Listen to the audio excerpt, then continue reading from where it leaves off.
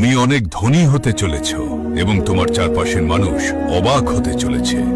শুধু 1 মিনিট আমার পুরো কথাগুলো শুনে নাও। 24 এপ্রিল শুক্রবার, এই তারিখটা মনে রেখো।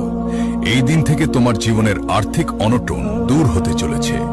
শর্ত শুধু একটাই, যে কেউ আমার এই বার্তাটি অন্যদের সাথে শেয়ার করবে এবং আমাকে ফলো করবে, তার জীবন থেকে সমস্ত বাধা বিপত্তি এবং অভাব দূর হবে।